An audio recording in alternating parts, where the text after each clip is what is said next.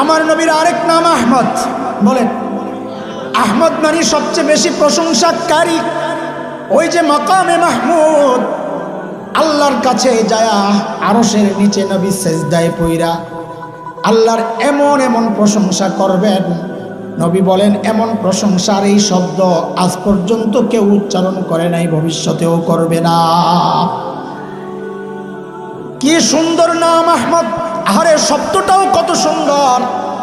আহমদ লিখতে অক্ষর লাগে 4টা, আলিফ, হা, মিম, দাল। কি মজা মজা, নামের মধ্যে কত মজা। আমার নবীকে আল্লাহ দুনিয়ায় পাঠাইছেন ইবাদত শিখানোর জন্য। কিসের জন্য বলেন? কিসের জন্য?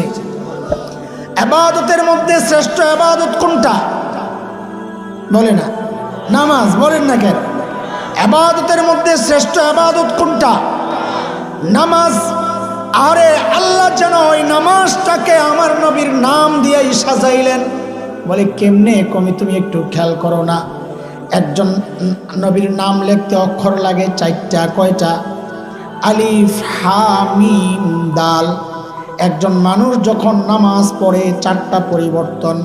1 নাম্বার দাঁড়ানো, 2 নাম্বার রুকু, 3 নাম্বার সেজদা, 4 নাম্বার বৈঠক।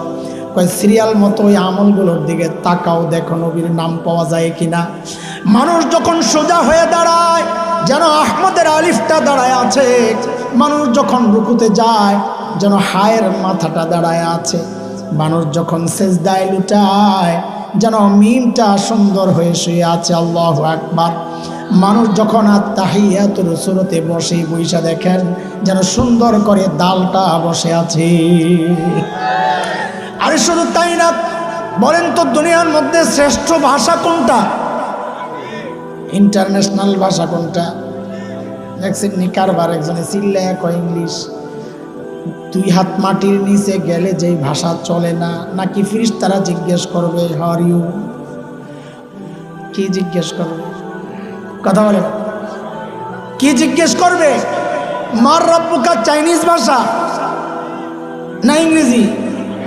মাটির নিচে চলে যেই ভাষা, আসমানের উপরে চলে যেই ভাষা, আসমান আর জমিনের মাঝখানে চলে যেই ভাষা, জান্নাতে চলবে যেই ভাষা, ওইটা তোমার ইন্টারন্যাশনাল না। এই 2 জায়গার মাঝখানে শুধু যেই ভাষা চলে, সবচেয়ে বেশি জায়গায় চলার কারণে তুমি এটার নাম দিয়া দিলা ইন্টারন্যাশনাল। আর নিজের সম্পদের মূল্য নিজের কাছে নাই, মানুষ চিনে না। আরবি ভাষা কত দামি ভাষা, এটা জান্নাতের ভাষা। এটা শুধু শ্রেষ্ঠ ভাষা না, প্রকৃত অর্থে এটা ইন্টারন্যাশনাল ভাষা। কথা বলেন ঠিক কিনা?